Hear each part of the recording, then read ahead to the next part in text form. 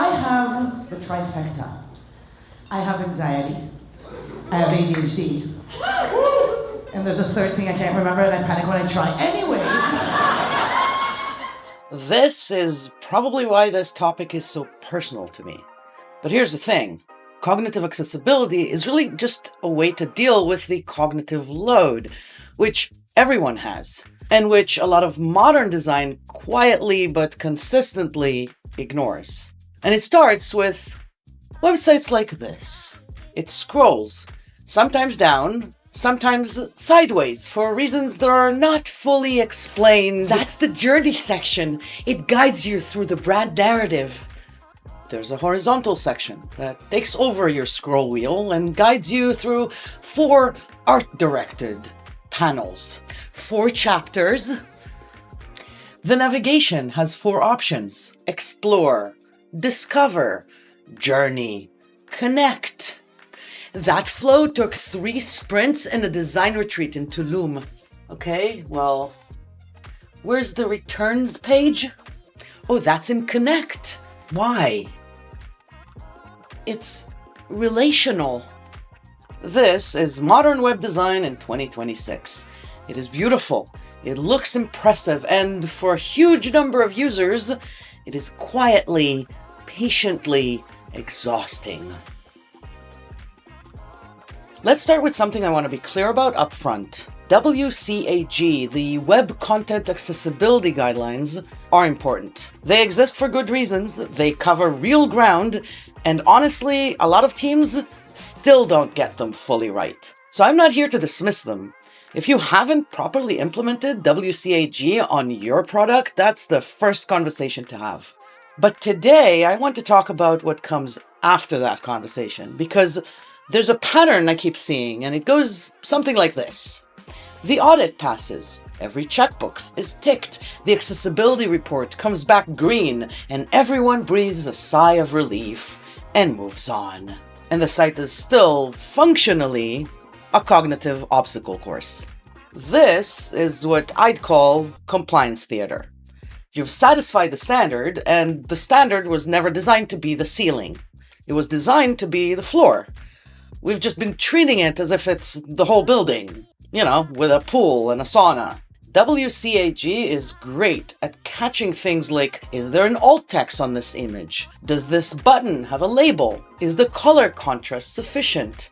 These are necessary questions, but they don't ask, can a real human with a real goal under real conditions actually use this thing? And here's where it gets interesting. Because the users who feel that gap first, the ones who hit the wall before anyone else does, are neurodivergent users. People with ADHD, dyslexia, anxiety, cognitive difference of all kinds. As I've talked about in previous videos, these users are the canaries in your app's mine. They're not the edge case to accommodate after the fact. They're the signal. They experienced first and most intensely what eventually frustrates everyone. Oh, sorry, I just wanted to jump in quickly. The accessibility audit came back. We passed 97 out of 100. Minor color contrast issues on the footer already fixed. Everything else, green across the board. Alt text, labeled, keyboard navigation, the works. We're accessible. Oh, and we renamed the help section Discover. Just felt more on brand. So let's talk about what actually drains that cognitive budget. Because it's usually not just one big thing. It's 100 of small decisions, each one individually defensible, that adds up to an experience that quietly exhausts you. Take infinite scroll. There's a reason it became the default pattern for feeds and timelines and social media. It works in the sense that it keeps people on the page longer. Engagement goes up. Session duration goes up. The metrics look great. But here's what's actually happening. You came to the site to do something specific. You had a goal.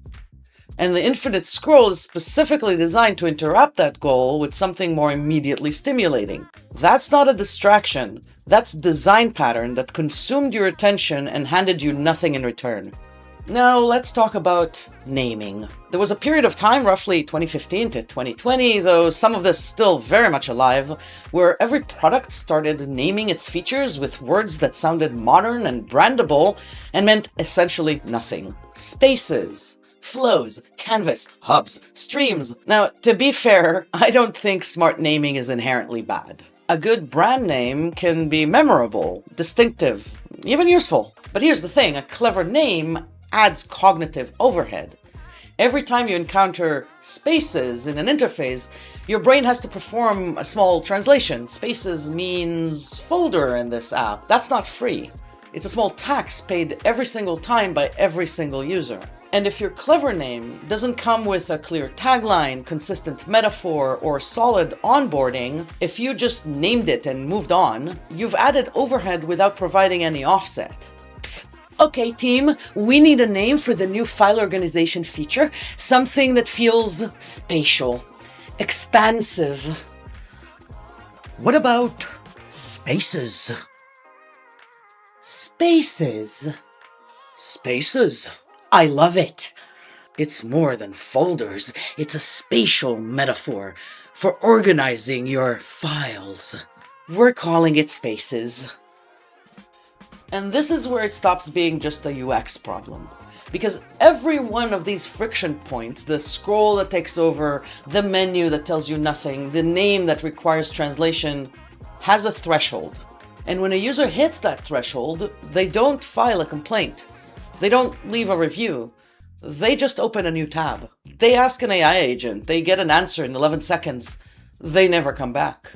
The product never knew they were there, and it definitely doesn't know they left. That's the thing about this kind of friction. It's invisible to your analytics. Bounce rates, session duration, scroll depth.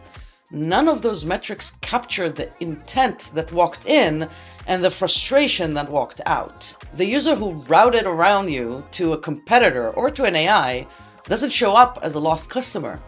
They just quietly disappear. So what does better actually look like? Not perfect, better. I want to talk about a framing shift that I think matters. The difference between designing for endurance and designing for agency. Endurance design says, here's the experience, hold on, you'll get through it. But agency design says, here are the controls, you're in charge of your own experience. The most visible version of this is dark mode. Dark mode is awesome. Dark mode is a genuine improvement for a lot of users, but dark mode is also the beginning of the conversation, not the end. The fuller version of this is giving users meaningful controls over their sensory environment. Low motion modes for users who experience vestibular issues or are simply distracted by animation. Density controls because not everyone wants the same amount of information on the screen at once. Reduced contrast options. Not just high contrast because some users find high contrast harder to read, not easier. Now, I'm not saying every product needs to ship 40 preference toggles. That's its own kind of cognitive overhead. The question is, where does a small amount of user control make a disproportionately large difference? That's UX research question, not a checklist question. Talk to your users, run tests, find the 2 or 3 settings that actually matter on how people use your specific product. And then there's something I think about a lot, which I call exit ramps. Here's a pattern. A user hits an onboarding flow, a permission request, a multi-step model. They're not ready to deal with it right now. Maybe they came in to do something specific and this appeared in the way. What they need is a clear not now, a way to defer, to skip, to pause, and to come back later without losing their context or starting from scratch. Now, sometimes the flow genuinely needs information before it can proceed. That's fair. A payment form needs payment details. A shipping address field isn't optional. That's fine.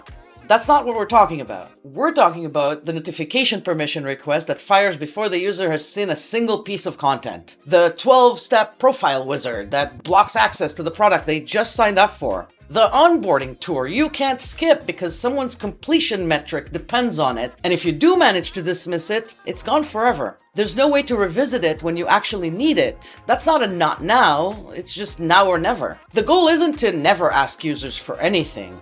It's to ask at the right moment, make skipping or deferring feel like a valid choice, and not assume that every user processes information the same way or wants to do everything in the same order. Exit ramps aren't about letting users abandon your product. They're about giving them enough control to stay on their own terms. Oh, and while we're here, we need to talk about history hijacking. Please, stop. You know what this is. You click something, you go 3 pages deep, you want to go back, you hit the back button, and instead of going back, you're still here. Or somewhere slightly different. Or cycling through URL fragments that mean nothing and change nothing in practice. Because the product pushed fake history states into the browser, so the back button loops through their navigation instead of yours. The back button is not a product feature, it's a browser primitive. It belongs to the user. When you hijack it, even for clever single-page app reasons, you're taking something from the person using your product and replacing it with something that serves you. And there are legitimate cases, an actual multi-step app flow where back genuinely means previous step. Fine. That makes sense. But a marketing site that intercepts your back button to keep you on their scroll journey? That's not UX. That's a hostage situation with better typography. So I want to end on something that isn't optimism exactly, more like a challenge. The phrase inclusive by default gets used a lot, and I think it's right, but I want to be specific about what it means in practice, because it's easy to say and easy to misapply. It doesn't mean designing for the most constrained possible user and calling it done. It means making the design decision that creates the least unnecessary friction first, and then adding complexity only when it genuinely earns its place. The menu that says returns instead of connect. The scroll that goes where you point it. The name that tells you what the thing does, even if it also has a clever brand name next to it. The exit ramp that's actually there. None of these are heroic accessibility work. They're just decisions. Decisions that got made the other way for reasons that usually had more to do with aesthetics or engagement metrics or what the design portfolio would look like. Now, there's a version of the future where AI-driven adaptive interfaces adjust complexity in real time based on your cognitive state. That might be interesting. I'm definitely watching for that. But I want to be honest, that future, if it comes, is going to be built on top of the same design decisions we're making right now. A well-designed adaptive interface on top of a scroll-jacked, jargon-named exit ramp-free product is just a smarter trap. The foundation has to be right first. I've detected elevated cognitive load. I'm going to simplify your experience. Oh, okay, thank you. I've removed the Advanced Settings panel. I was in the Advanced Settings panel. I've also condensed the navigation to 3 core options. The thing I need is not in those 3 options. For your comfort, I've reduced the number of visible items by 40%. I just want to find... Interface optimized. Enjoy your simplified experience. I don't even know what I wanted to do anymore. We built the Canary as a slightly better mine. Turns out, everyone breathes easier. If you want to dig into how language creates the same kind of overhead, the cognitive cost of jargon, assumed context, and insider terminology, that conversation is over here. And if you want to see how AI agents are running into the exact UX problems we talked about today, what happens when an agent hits a scroll-jacked, badly labeled interface, that one is here. So thanks for watching, and yeah, go make something simpler.